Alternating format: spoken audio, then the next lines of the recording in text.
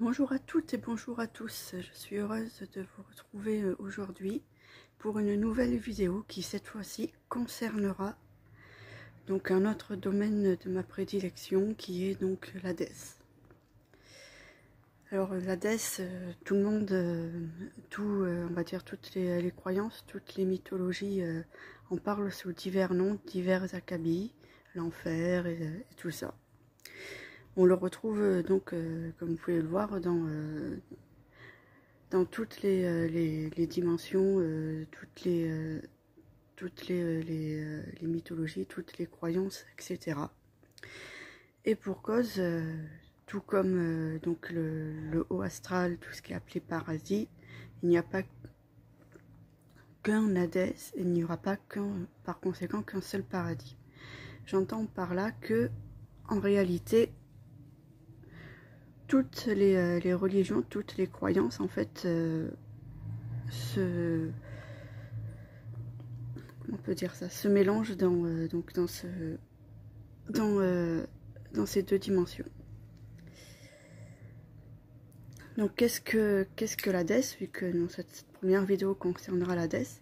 En fait, l'Hadès a deux parties. Elle a une partie de soins que vous pouvez par exemple voir comme en fait un hôpital en fait dans lequel les blessures de l'âme concernant des personnes vont être guéries, et une partie bien sûr punitive, où justement les personnes qui auront, j'aime pas dire ce mot là, mais qui auront commis des erreurs, des grosses erreurs, seront punies. C'est un lieu d'équilibre, où justement on nous apprend en fait à être soi-même, nous apprend également à savoir en fait ce que l'on a fait, ce qu'il ne fallait pas faire, ce qu'il faut faire et tout ça. Comment je peux...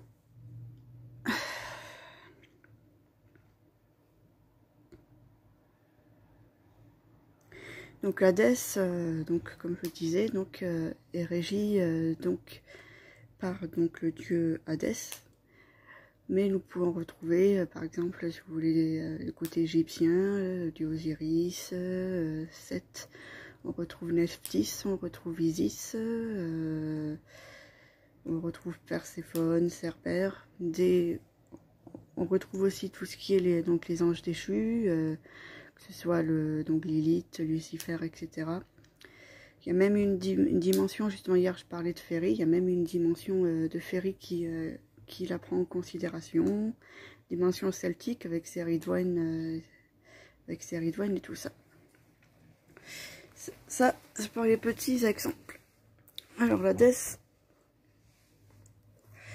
a plusieurs couches, à plusieurs portes vers lesquelles justement les âmes sont on va dire, sont traitées, sont guéries, sont punies et tout ça, selon justement les fautes commises ou les blessures qu'ils ont engendrées, qui se sont engendrées, parce que justement dans la dimension philosophique et spirituelle, tout ce que tu fais à autrui, tu te le fais à toi.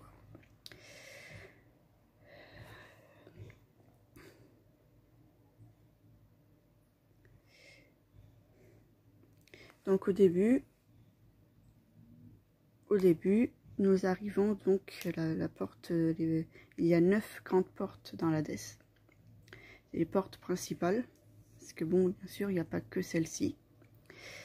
Donc je me suis appuyée sur donc mes connaissances en matière de démonologie, en matière justement de mythologie, basée aussi par rapport, j'ai demandé directement donc aux énergies présentes là-bas, ainsi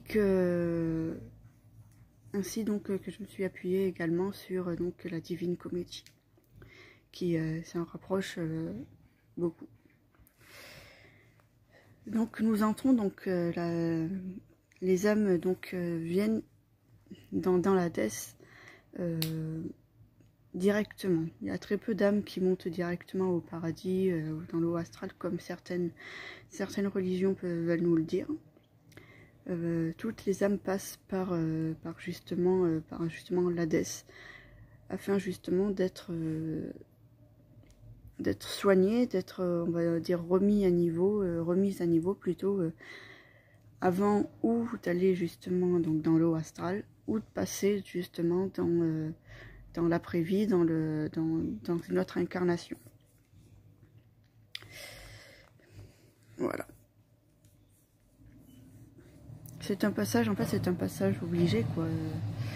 Un passage où justement on va, entre guillemets, qu'on appelle le travail de fragmentation. Ben, c'est un travail de fragmentation qui se fait en réel. En fait, on nous dissèque on nous démembre, membre par membre, cercle par cercle, faute par faute, pour justement arriver à être soi-même. C'est un travail qu'on fait autant dans l'astral, autant justement dans le fait également de avant de mourir, plutôt après qu'on meurt, désolé. Et également, c'est un travail que je peux proposer également, notamment en saison sombre, afin de travailler sur soi. Voilà. Donc, on rentre dans l'Hadès, dans ce qu'on appelle en fait l'Enfer ou l'Hadès, par le fleuve de l'Achéron. Fleuve de l'Achéron qui est en fait tenu donc par Charon et la barque.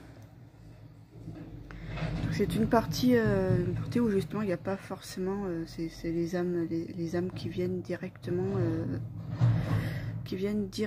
en fait de mourir, et qui justement on parle pas dans ce cercle-là, si vous voulez, de faute ou comme ça. C'est, on va dire, le transit pour entrer justement dans l'Hadès véritable. Voilà. C'est un chemin qui peut se faire, voilà quoi.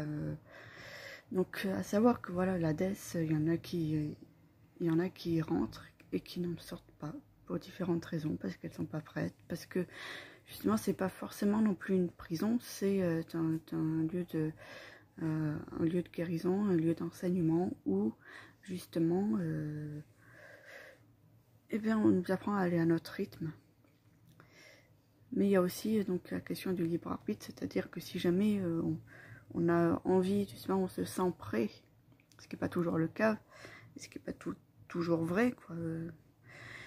C'est justement, voilà, quoi, le jour où on se sent prêt, on peut aller voir justement, par exemple, Hadès ou Osiris ou quoi, et selon justement notre orientation, et justement dire, ben voilà, moi je me sens prêt à refaire une incarnation.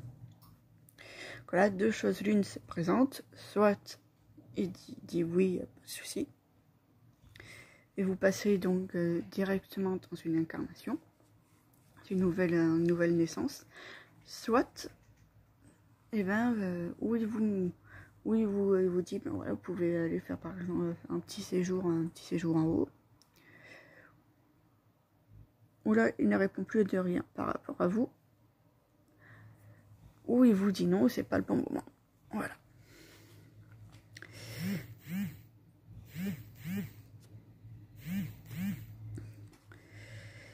Donc voilà, donc Charon en fait nous attend donc dans l'enfer pour nous amener justement donc dans le premier cercle qui est les limbes. Alors les limbes, beaucoup les voient comme justement un passage où justement c'est les personnes qui... Il y en a beaucoup qui croient que justement que c'est les enfants qui vont là-bas ou quoi, ou les bébés. Enfin, les limbes, c'est un lieu qui teste notre foi et notre confiance en nous, notre confiance en l'univers. Imaginez en fait les limbes comme une grotte dans laquelle vous ne voyez rien. Vous ne voyez rien, vous ne sentez rien, vous êtes aveugle, vous avancez à tâtons, de temps en temps vous trébuchez parce qu'il y a des pierres, parce qu'il y a des personnes justement qui ne vont pas forcément être aptes à justement à franchir l'autre cercle et qui vont, entre guillemets, mourir dans les limbes. Le but, c'est d'arriver à la porte suivante, bien sûr, mais il y en a qui perdent espoir, comme beaucoup de personnes. Il y en a qui vont essayer de trouver un raccourci qui finalement, ils vont s'enliser plus qu'autre chose et tout. Et puis il y en a qui, voilà, quoi, qui percent le mur des limbes et qui atterrissent justement dans dans justement le lieu, le lieu d'après. Donc les limbes, elles sont régies par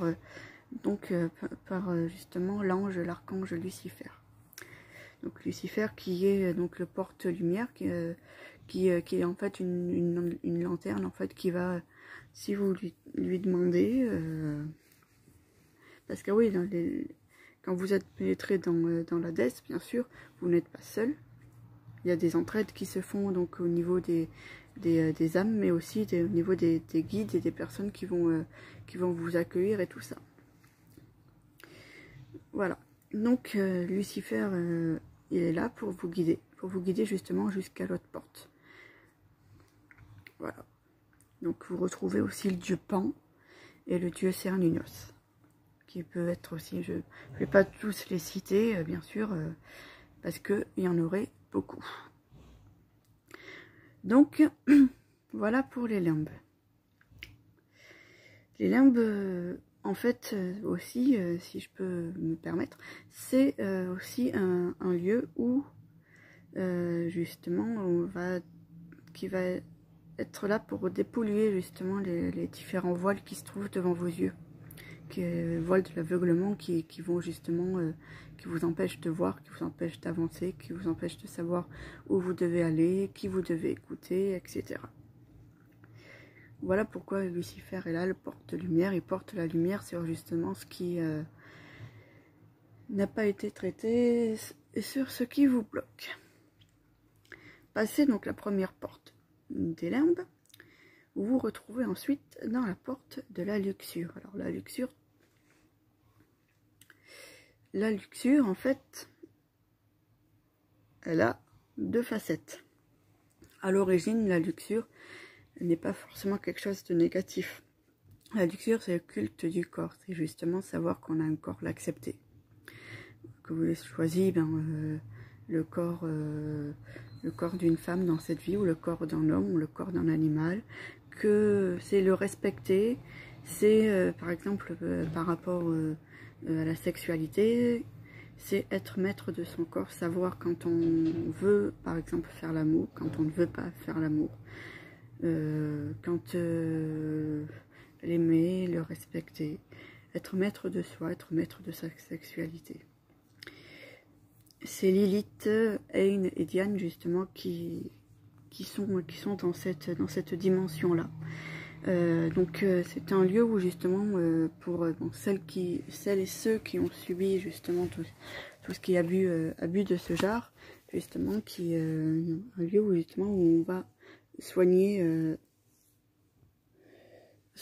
en fait cette partie-là de nos blessures. Mais il y a également la partie punition qui va donc forcément punir les personnes qui ont violé, qui ont maltraité et tout ça. Alors autant la partie luxure des soins, ça va être par exemple des massages, ça va être une sorte de thérapie et tout ça. Autant les punitions vont être, voilà quoi, comme on dit, en fait quand on pénètre dans l'Hadès et qu'on a fauté, ça va être, on va nous faire vivre ce que en fait on a vécu. Jusqu'à ce que l'on comprenne que ce n'est pas forcément bon ce que l'on a fait, et donc pour la partie soin, jusqu'à ce que l'on comprenne, jusqu'à ce qu'on soit guéri et qu'on soit forcément maître de notre corps. Voilà, c'est en fait c'est une dimension de respect de soi, ni plus ni moins. Passer ce cap, c'est Sabnok qui donc nous ouvre les portes de la gourmandise.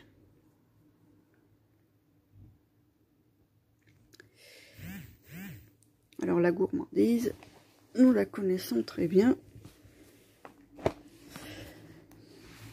c'est ceux qui parfois en demandent beaucoup trop, alors qu'ils n'en donnent pas assez, dans un sens. C'est ceux aussi, ben, voilà quoi, la gourmandise au sens, ben, ceux qui, la gloutonnerie, on peut dire aussi comme ça, ceux qui se goinfrent et tout ça en fait, ou ceux qui, voilà quoi, qui croquent dans la vie à pleines dents, mais qui ne se rendent pas forcément compte que, ben voilà quoi, il y a trop d'excès n'est pas forcément bon. Alors Sabno qui va être là pour justement nous apprendre, ben, voilà quoi, la satiété. Tout simplement. Il va être là pour justement nous permettre de respecter notre rythme, respecter le rythme des autres, savoir également, ben voilà quoi, que pour tout qu'il faut donner pour recevoir, qu'il faut qu'il y ait un équilibre à avoir, et tout ça. Il y a Gargantua aussi qui est dans cette dimension-là de la thèse.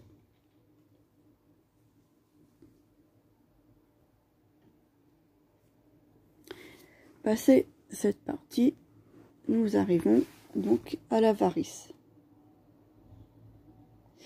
Alors l'avarice, c'est un lieu qui est tenu par donc l'archange déchu Grossel.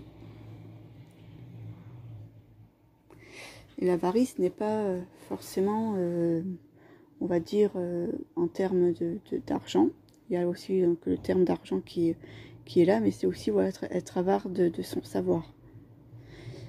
C'est un lieu de solitude, justement, où, ben, à force de se reclure, vous voyez, on a trop peur, par exemple, on a trop peur d'aller vers les gens, parce qu'on a peur que les gens, justement, nous critiquent, que les gens se moquent de nous, que les gens nous piquent. C'est souvent aussi, voilà, que les gens profitent de notre savoir à un moment donné, et que justement on n'ait pas la rétribution nécessaire ensuite. Donc on est toujours dans le terme de la gourmandise par rapport à l'avarice, par rapport donc à l'avarice. C'est voilà qu'on est dans un. Imaginez en fait, comment je peux expliquer ça, une île déserte en fait où on se reclue en fait. On est loin de tout, loin de nous. On est tellement méfiant que, en fait, on est avare de ce que nous sommes nous-mêmes. Voilà. Passer la porte de l'avarice, c'est le terme de la colère. C'est le déni. Et donc, la porte de la colère, c'est Renove.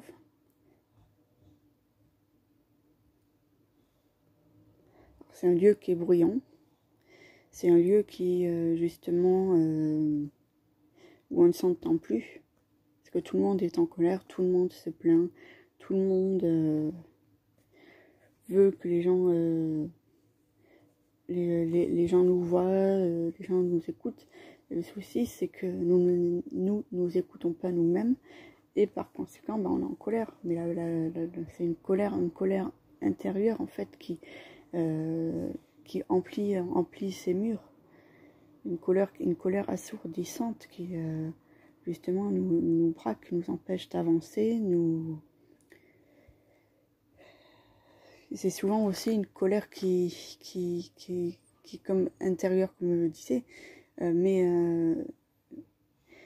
qui mûrit, jusqu'à exploser. Et puis on explose. Et puis on fait des dégâts. À cause des éboulements, on fait du mal aux gens, donc et à nous-mêmes. Et voilà. Donc c'est un lieu où justement, ben, on va nous apprendre justement à utiliser cette colère, à la comprendre, à l'écouter. Et justement pour pouvoir avancer, pour pas justement la subir, mais pour justement la digérer et passer à autre chose. Passer justement la porte de la colère, c'est la vérité qui nous attend.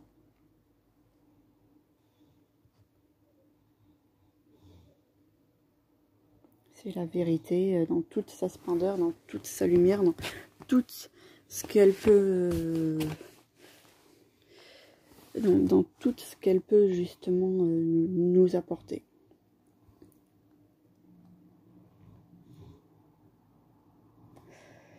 Et puis bon, comme toute porte de l'Hadès, comme toute notion a ses failles, c'est aussi la porte de l'hérésie.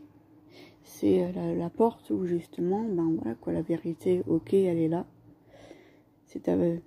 Mais c'est surtout, ben voilà quoi, ne pas enfermer l'autre dans sa vérité, ne pas le diriger vers une vérité qui ne lui appartient pas, savoir en faire bon usage.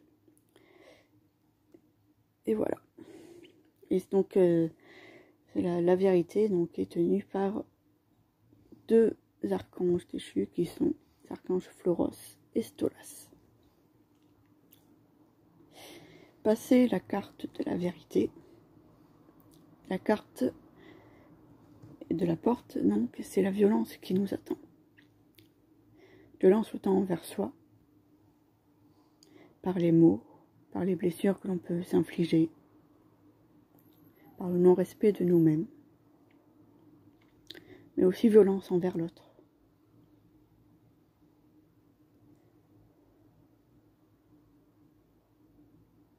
Tout ce qui est justement les violences physiques qu'on peut causer à l'autre, violences psychologiques et tout ça. C'est là l'image qui me vient, c'est un boomerang. Boomerang qui, voilà quoi, tu lances à l'autre en lui disant une injure, en se moquant de lui comme ça. Et c'est un boomerang qui nous renvoie, en fait, comme la loi du karma, qui nous renvoie en pleine face.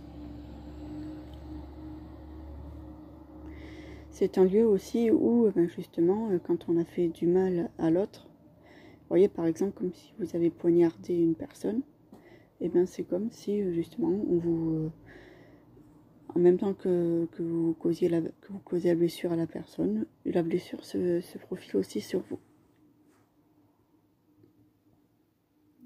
Et donc la porte de la violence est gardée par Bune, Baël et Pruflas. Passer la porte de la violence, nous entrons dans le domaine de la ruse et de la tromperie.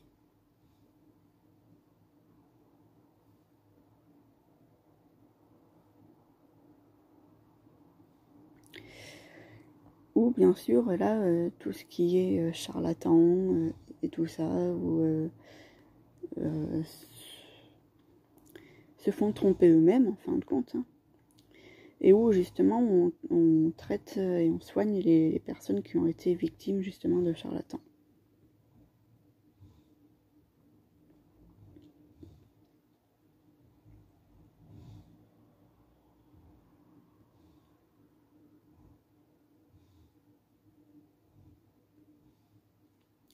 Et donc cette porte est gardée par l'archange Aim. Passer la porte de la ruse et de la tromperie, nous entrons dans le domaine de Alphas, avec la porte de la trahison. Là, c'est un grand mot. On peut aussi bien trahir une personne que se trahir nous-mêmes. C'est juste savoir un équilibre. Voilà. Et enfin, nous pouvons atterrir au palais d'Hadès, ou des autres dieux, bien sûr. Où justement on peut voir, pour ceux qui viennent d'en bas ou même d'en haut, les divinités comme Hel, comme Loki et tout ça. Voir aussi Oberon et tout, et qui vont par conséquent aussi nous montrer nos parents originels. Voilà, pour la petite vidéo des portes de l'Hadès. Je vous remercie infiniment.